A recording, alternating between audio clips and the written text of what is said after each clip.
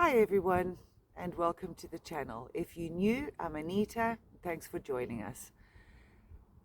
So in my first video, I said in the first video that the purpose of this channel was to share our Portuguese trip with you, as well as my cancer diagnosis. And I wasn't sure today which one to start with. Do I start with the Portugal move, everything we did, how we did it, where we did it, how much it cost us?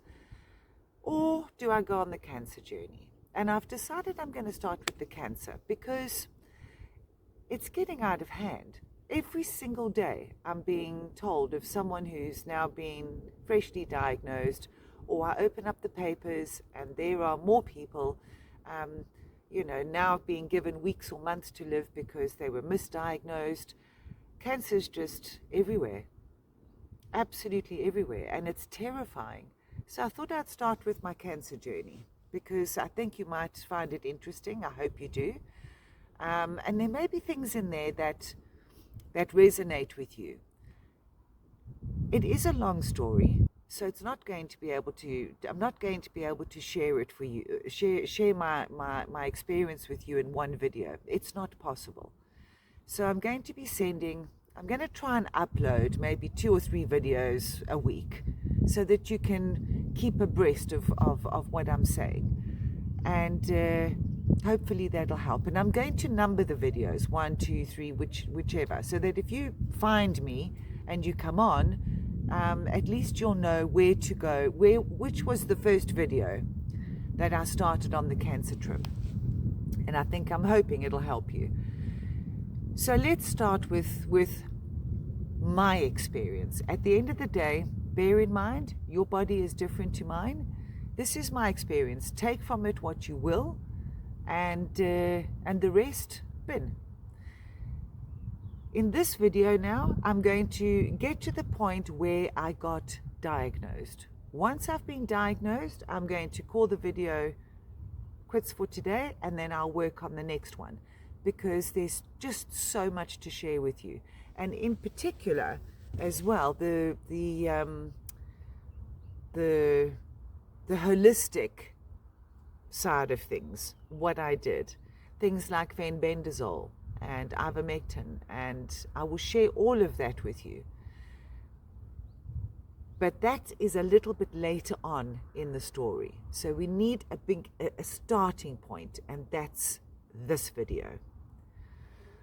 Now, I had been complaining for a long time about backache, but I'm not talking about any old backache. It's lower spine stuff. I said to Richard, my husband, on a daily basis, oh my God, my back. I couldn't walk. I struggled to sit. I was miserable because the pain was just unrelenting. So I made an appointment with my doctor, and she prescribed some tablets. I don't know what they were, to be honest with you, and said to me, take this with paracetamol, take it for 10 days. If there's no improvement, come back and see me. And that's easier said than done, because if you live in the UK, you'll know that if you need to see a doctor, you need to know exactly when you're going to get sick. I mean, that would help enormously, because when you phone, you have to phone by 8:30 in the morning. You have to phone the surgery.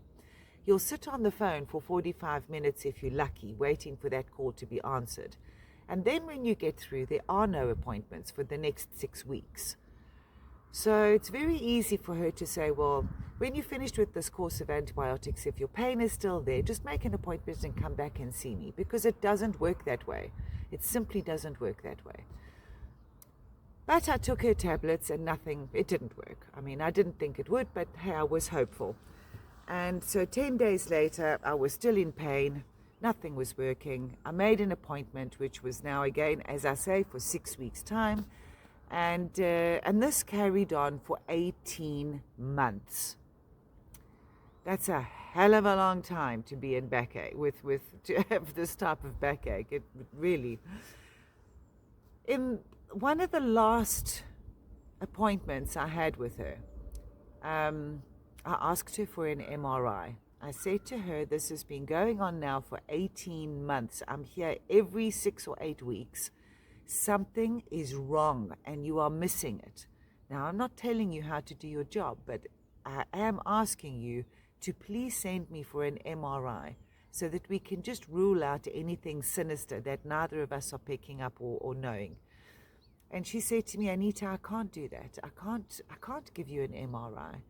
You have to first see a chiropractor for 3 months at least. Now, the NHS won't pay for that, so you have to pay in your private capacity. And once you've done that, if at the end of those 3 months there is no improvement in your back, then I can use the letter that you will get from the chiropractor. I can attach that to our documents and I can request that you get an MRI. Yeah, fine. I mean, that's fine. I understand. So I found a chiropractor not far from where I live. Very expensive, I must say. And there's no point in going once or twice a week. You have to go 2 or 3 times, 4 times. I mean, he wanted me there every day. I mean, it would have bankrupted us. So anyway, I got through the 3 months. Now, in all honesty, there might have been a day or two where I said to Richard, actually, yeah, my back's feeling a little bit better. So I'll give credit for that. So, okay, out of the 3 months, I perhaps felt better for a total of a week. But at the end of it, nothing had changed. I was still in pain. So I made another appointment. And by now, I had started passing blood. And I didn't feel sick. And I wasn't in, aside from this terrible backache, I wasn't in pain. But I don't know, just a general, I don't know, you know when you're not feeling that great and you can't put your finger on it. It's not something that you can, oh, I got a pain here, or oh, I'm a bit sore here, or no. It's just an overall feeling of a little bit off color. That's how I felt. So I saw the blood and I thought, oh crap, now what? And so I Googled just to see, you know, and I found this one website, and since I found it, I haven't been able to find it again. So I'm starting to think that maybe angels directed me there. I don't know. But so I found this article online where it kind of married lower back pain, that lower spinal pain, with bowel problems. And I mean, you know, it wasn't only cancer, it was linked to other bowel problems as well, but cancer was in the list. And I thought, shit, could it be? No. And then I was remembering my mom was doing genealogy, and she found that a few of our relatives had passed away from bowel cancer. So yeah, that didn't sit too comfortably with me. But anyway, my appointment came up with my doctor, and I went to go and see her, and I had the letter from the chiropractor and everything that she wanted. And I said to her, well, I said, I just, is it possible that this back pain is related to my bowel? I said, because I've been starting to pass some blood, which I've never done before. And I read online that there is a link between those two things. She was pretty dismissive, in all honesty. She said to me, well, let's just have a look. And then she had a look down there, which was, I mean, it's never good. And then she said to me that I had, what is it, like a pile? Is it a pile? There's another name for it. Piles is not the word she used. Sorry, I've just gone blank, but you'll know what I'm talking about. And so she said, and it's just bleeding a little bit, but no, there's nothing to be concerned about. I said, okay. And I said to her, will you organize the MRI for me? Well, I'll action it. I can't promise you anything, Anita, but I'll do my best. I said, okay, well, thank you very much. And as I was walking out the door, she said, Anita, just wait a minute. Take this and please bring me back a stool sample. Let's do a fit test. I forget what that is the acronym for, but it's basically to test for cancer cells. Well, not cancer cells, yeah, cancer cells, I think. It's called a FIT test. So I took it, went home, and she said to me, if everything is fine, you probably won't hear from me. You can phone the surgery in a week's time. And so I said to her, I'm sure everything's fine, but it's better that we check. So I said, okay, fine. Well, I think it was 2 days later. I've never had such a fast turnaround with the NHS ever.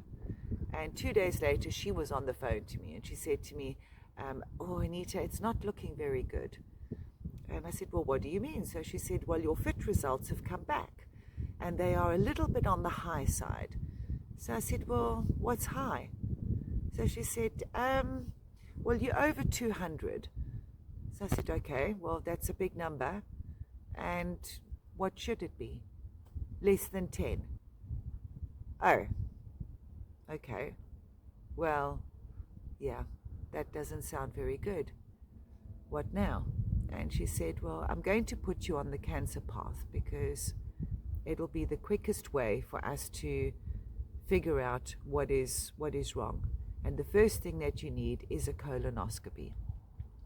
And she said, now, just because I've put you on the cancer route, doesn't mean to say that this is cancer. It could be a number of things. So I said, okay, that's fine. And I kind of took it in my stride because these things happen. I'm at an age now, I'm in my 50s, and unfortunately, your chickens are coming home to roost. So I've always had very good health throughout my life. I've never been a sickly person. So I was quite optimistic. And I thought, well, there'll probably be some infection I've got, or who knows. But it wasn't. It came back with those 3 words. So I'm going to leave it here because the next video I do, I will then go into the diagnosis and perhaps the chats with the oncologist, etc. But I'm going to leave it here now. If you are enjoying the video, please would you consider subscribing, sharing, giving it a like. I would appreciate it very much. And it'll just help to grow this brand new channel.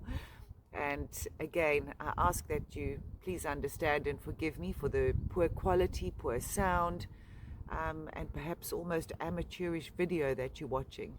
I do hope to get better. I am really trying to understand this editing stuff a little bit more, and I hope that I can get to the point where I can produce these really, really cool videos. But in the meantime, I'm really grateful that you've watched. Thank you for sharing this journey with me. The next one I'm sure you'll find quite interesting. And then after that, we'll probably go on to the Fenbendazole and everything else that I took. And I'm really hoping that somewhere in this story and this journey of mine, I can help you. I really, really pray for that, because it is a shit diagnosis. It's a horrible one. And in my opinion, the conventional side of things is not doing enough to find a cure for this. They probably already have a cure, and we've got to stick together, and we've got to help each other. So if I hear of anything, I will always share it. But thank you very much for joining me on this particular video. Look after yourself, and until the next one, God bless you, and chat to you soon.